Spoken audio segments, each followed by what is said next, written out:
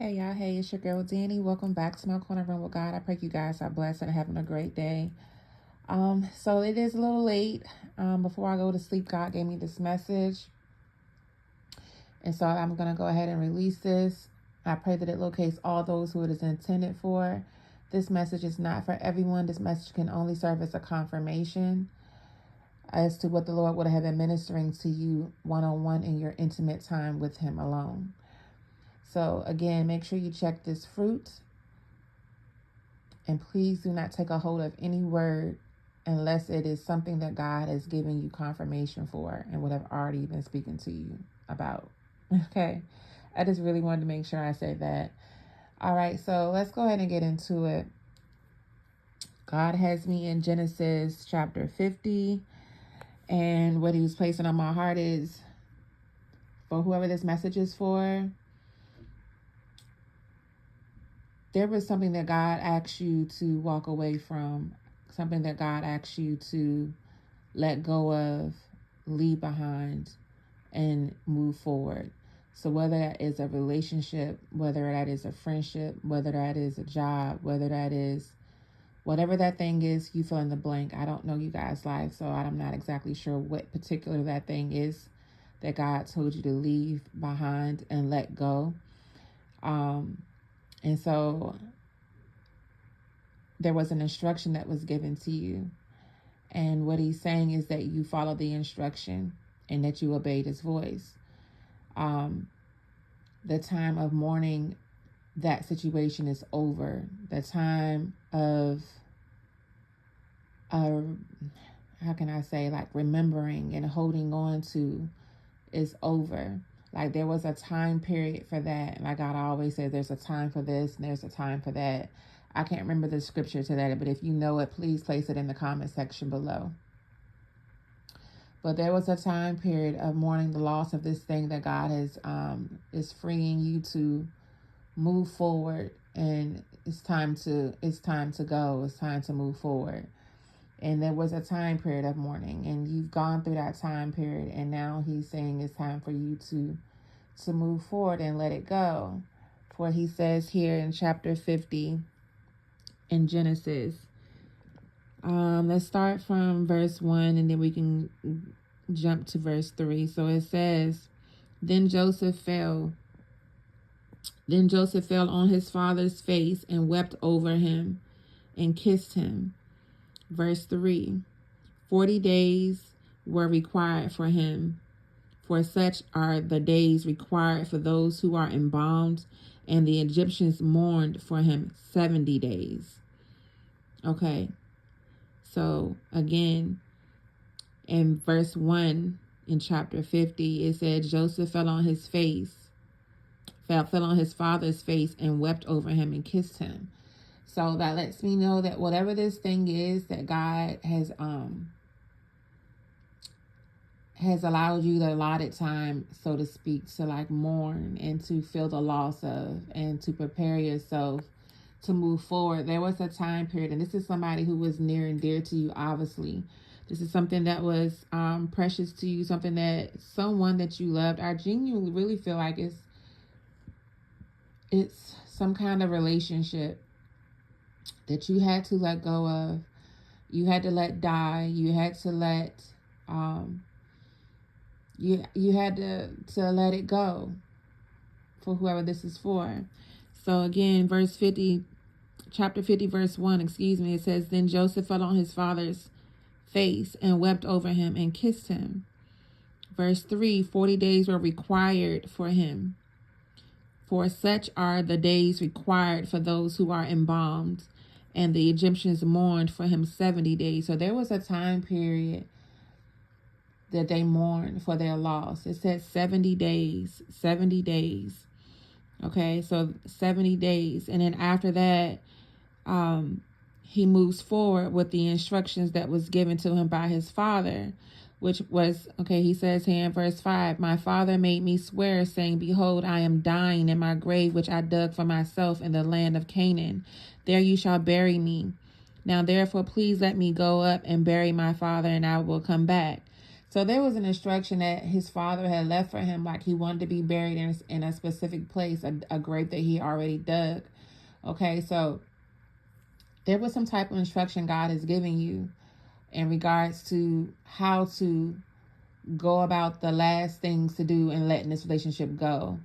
And once it is done, it is done. There was a time period of mourning, and there's a time period for you to move on and let go and let go. And so once this is done, you know, he said, once it's done, then I'll come back. Like, I'll come back. And then he can move forward. And Pharaoh said, go up and bury your father as he made you swear. So Joseph went and did so. So he followed the instructions, as it is with you. God has given you instructions on leaving this thing behind. Whether it's a relationship, which I strongly feel like this is. The relationship has ran its course. This thing is dead. It's not being resurrected. It is done. It is done. It is time to carry on and move forward. That time of mourning is now over. The thing of the past is a thing of the past now at this point. And he wants you to walk into your new. He wants you to walk into your present. Your present, which is right now. What's happening right now in your life. What God is doing right now in your life. Okay? And so he then took me to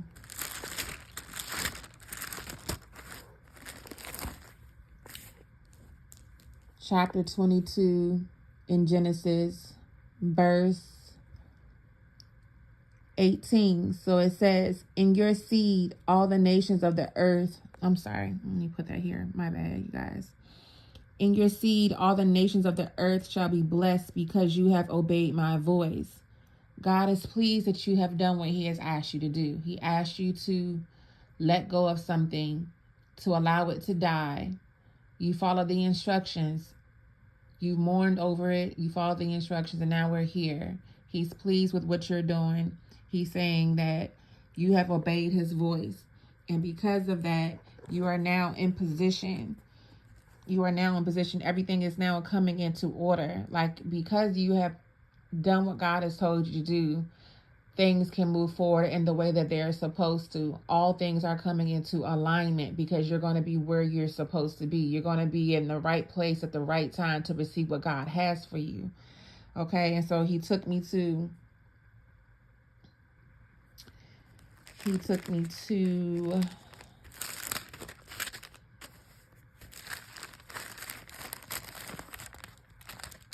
just a second, you guys.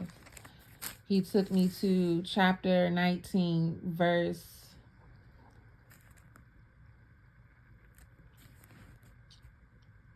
26. Okay, so then he says, this is in Genesis chapter 19, verse 26, and it says, so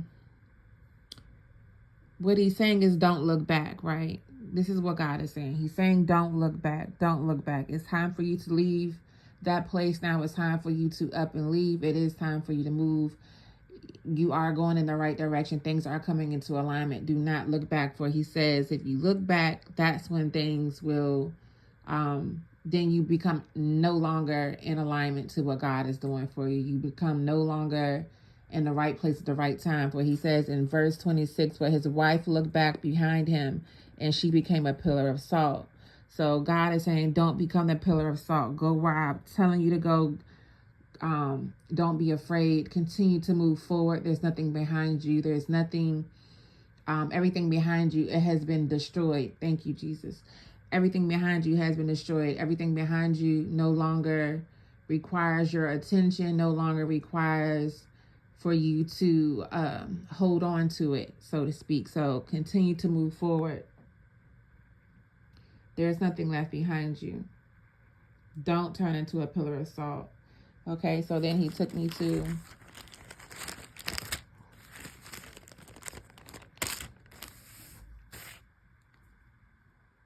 Genesis chapter 29.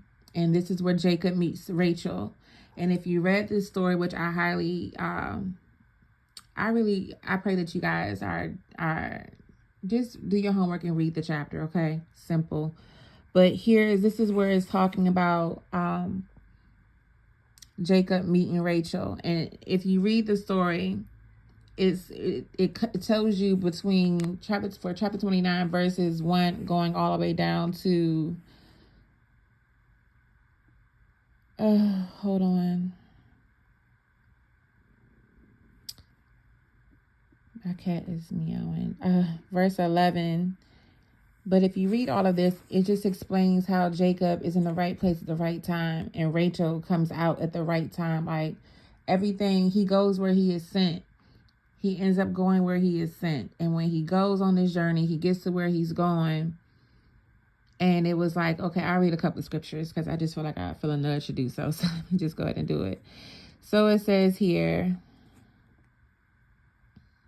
so Jacob went on his journey and he came to the land of the people of the east. And he looked and saw a well in the field. And behold, there were 3 flocks of sheep lying by it.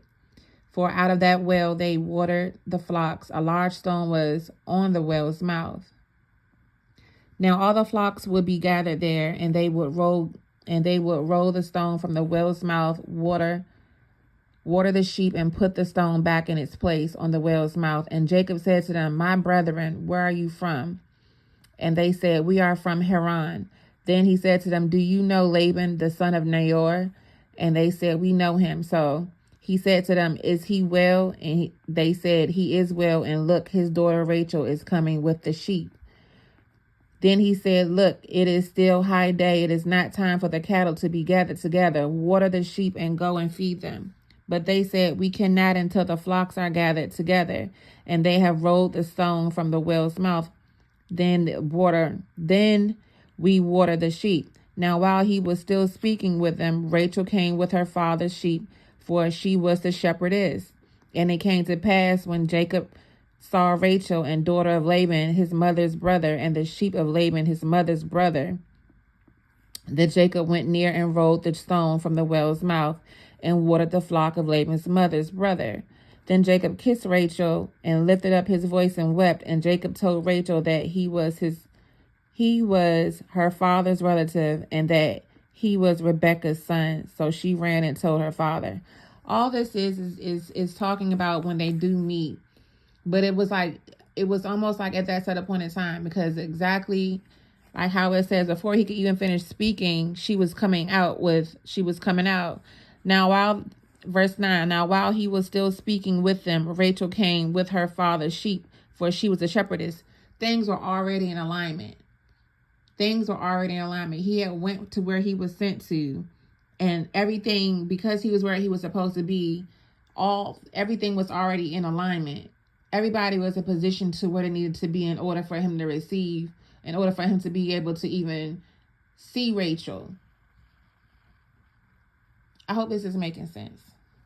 You guys need to really read the story if you haven't read it. But that's what happened. So basically, God is saying, he showed me Numbers 1, 2, 3, 4, which is alignment. That lets me know that when he's telling you to don't look behind you, to keep going, because where you're going and where he's sending you to, wherever that is, wherever God has sent you to go to, whatever you had to leave behind and let die, whether it's situationships, family ships, I don't know, your life, I don't know what the situation is.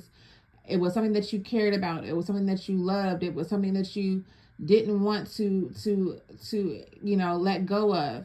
You had to allow that situation to die in order for you to, be able to get into where God is sending you down, which is where he's aligning you to, where things are going to come together. The provisions will be there. The things that he's needing for you to, the people that will be there. Oh my God. The people that will be there. It's like destiny helpers that help align you to what God has for you. Those things will come into alignment for you as long as you continue to move forward and not look back. Okay. That's what God is saying. And so when you are being obedient and you don't look back and you do listen to the sound of the Lord's voice and the directions that he's giving you to, that's what's going to happen. The blessing is going to happen. The things that God has for you is going to happen. The things that God promised you will start to see the unfolding of these things literally come into fruition here for you right now, as long as you continue to walk and go where he's telling you to go to, when he tells you to go. Okay. And so he also took me back here. And I said it earlier, but I'll say it again, and I understand it even more now, Father, when he's telling you the first time he sent me here was to tell you to don't look back. And we're back here in Sodom and Gomorrah, where I told you the wife looked back and she turned into a pillar of salt. That's God telling you to don't look behind you, continue to look forward to you. To continue to look forward. But the reason why he brought me right back here to this is to let you know that what's behind you has been destroyed. Everything here that was behind you has been destroyed. There's nothing left. So at this point, you got to walk forward. You got to walk forward. You can't look back. You cannot look back. Okay? I encourage you to read Sodom and Gomorrah. This was a really good story. But there are so many different things that God can minister to you if you wanted to go ahead and take the time out to read this along with the Holy Spirit, so he can give you any further revelations that you may need at that time. Okay, so after he took me here, he started talking about the gifts again and the things that God has for you. But to understand that the road is going to always receive, anytime God is giving you a blessing, anytime God is giving you a promise, anytime God is lining you up for you to receive what is yours, you have to always know and understand the devil is always there to contend that.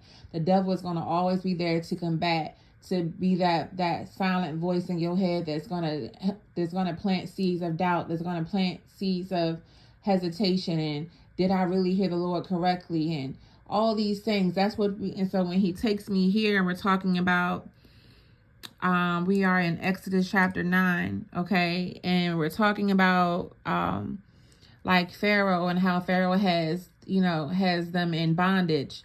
But all Pharaoh really represents is warfare, like the things that's coming against you, that's contending against you to keep you where you are, to continue to keep you caged in, that's continue to keep you in bondage. And so you have to understand that warfare is there, and it also lets you know that you are really going in the right direction. When anything starts kicking up a notch, when the devil starts kicking and starts to do things that make things extra hard, he starts to show up in whatever way that opposes everything that God has said to you.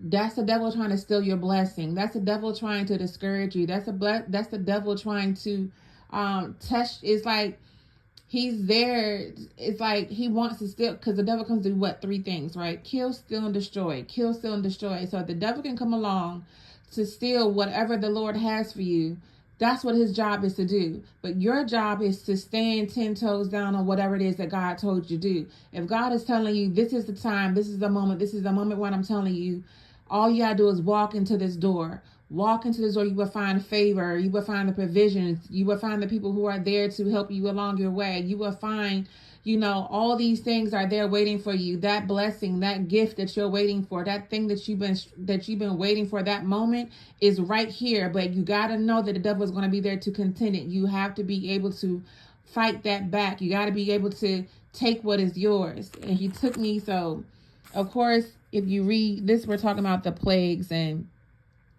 things of that nature. But just to specifically give you like scripture to what God is saying. Hope that is focusing in right. I don't know why it looks so dark on here, but anywho's, it says here in chapter 9, verse 8. Let's see. We're going to go from, we're going to read verses 9 through 11. Okay. So verse 9, it says here, and it will become fine dust in all the land of Egypt, and it will cause boils that break out in sores on man and beast throughout all the land of Egypt. Then they took ashes from the furnace and stood before Pharaoh, and Moses scattered them toward heaven, and they caused boils that break out in sores on man and beast. Verse 11, and the magicians could not stand before Moses because of the boils, for the boils were on the magicians and on all the Egyptians. So what he was saying here was like, Moses had the power, like, okay, so Pharaoh was believing in the magicians to be able to do certain things, right? To be able to do certain things. And what Moses was doing was showing him that your magicians are nothing. Like, I'm able to, like, what his power and what he's able to do through the Lord, you know, giving him that power, he was able to do to even, okay, so I hope that made sense. Hold on. So let's start from verse 8. So the Lord said to Moses, Aaron, take for yourselves handfuls of ashes from the furnace, and let Moses scatter it towards the heavens in the sight of Pharaoh. And it will become fine dust in all the land of Egypt, and it will cause boils that break out in sores on man and beast throughout all the land of Egypt. Then he took the ashes from the furnace and stood before Pharaoh.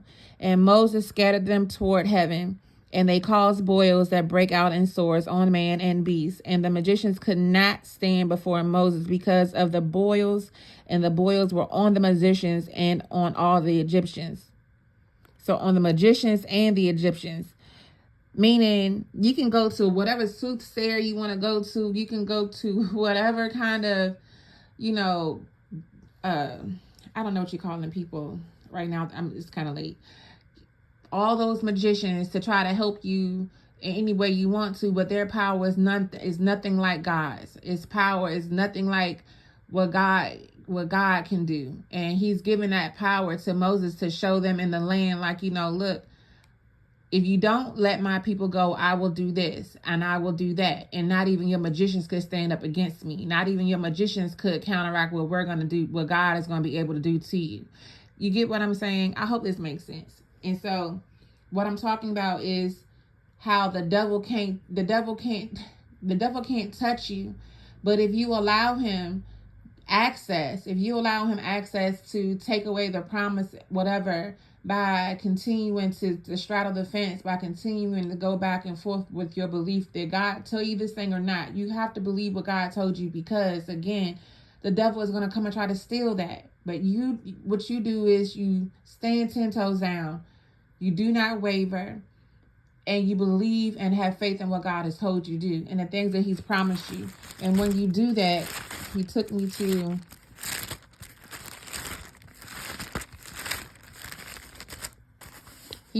to Genesis chapter 14, verses 16. Okay, and what it's talking about is when it says here, this is when Abraham goes back to rescue like Lot. And you got to read the story. This is about when Lot, it's called Lot's Captivity and Rescue. But it's Abraham who goes and do it, who goes and get Lot. So it says, so he brought back all the goods, and also brought back his brother Lot and his goods, as well as the woman and the people. Do you hear all those ands? He brought back and he brought back and he brought back. And so what God is saying, all the things that you feel like was taken from you, all the things that you may have feel like you've lost, all the things you may have feel like you've given up, all the things that you feel like that has been stolen from you, God is going to restore all those things back to you, and then some.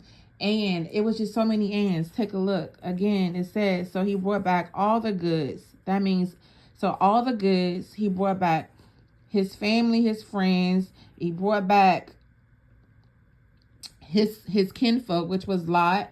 I said kinfolk. I sounded so country. But anyways, he brought back his, his family member. And he also brought back the women and the people. Like, it's just saying, like, all the things that you may have felt like you lost, God is going to restore them back to you. God is going to restore certain things back to you. Okay? And so, yeah, and the last place he took me to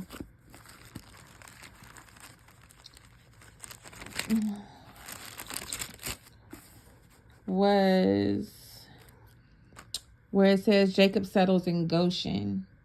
I hope I'm saying that correctly, but he was just pretty much talking about like the land in which they leave from, the land that they left out of, which was where they had a lot of lack and a lot of famine. And so that might be your life, like, however that shows up in your life, where God is telling you to leave from that place, or leave from that thing that you wasn't receiving blessings in, or you wasn't really having any, I don't know, is it good fortune? Like, you wasn't, like, it was famine, everything was dried up, there was nothing growing in that place anymore. There was nothing else. Like, it was just like what famine is. You know, if you look up the word famine, look up the word famine. And so where he's taking you to, where he's telling you to go to, where you will arrive to, excuse me, is where you will find a place that you're going to have favor, where you're going to have the best of everything. For it says here in chapter 47, verses 10 and 11 and 12, it says, so Jacob blessed Pharaoh and went out from before Pharaoh. And Joseph situated his father and his brothers and gave them possession in the land of Egypt and the best of the land in the land of Ramses, as Pharaoh had commanded. So giving him the best of everything, like, and not just him, the people around him, his family, you know, his family that he had brought there. He's giving them the best of all of that the land has to offer. Yeah, so that's what God is saying to you. Where you're going, where he's taking you to, it will be a land that is not famished, but a land that is prosperous, a land that you will be able to thrive in, a land that you will have the best of everything. So I pray that this message locates who it is intended for. I pray that it makes sense. I try my best, you guys. It is kind of late, but I just really want to make sure I get this message out and be obedient to what God is saying. So whatever this thing is that you had to leave behind and bury and let go of, and whatever it was, you mourned it, you mourned the loss of it, you left it behind, you are being obedient. God sees that. Wherever he's sending you to, make sure you don't look behind you. Don't worry about what's behind you. Keep going. Okay?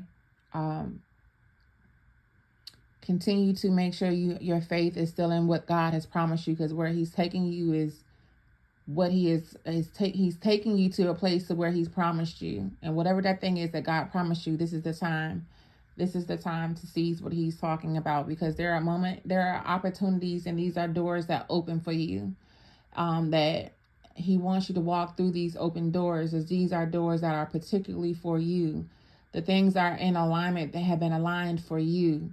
So again, just like how I was saying with Jacob and Rachel, like how he was at the right place at the right time. The people that was needed to be there was there to help assist him along his way, as it is with you. So continue to stay in alignment to what God is telling you to do. Continue to follow God's instruction. Yes, the devil is going to contend it, but you have all the power. The devil cannot touch you. Your power lies in your belief with what God has said to you and knowing what God has said to you. Your power lies into knowing that, you know, you have faith and stay steadfast what God has showed you to do. Follow the instructions. Okay? I love you guys. And until next time, I'm your girl, Danny. Thank you for listening to my Corner Room with God. And if you didn't hit the like button on your way in, please make sure you hit the like button on your way out. Thank you. And I'll talk to you guys another time. Bye.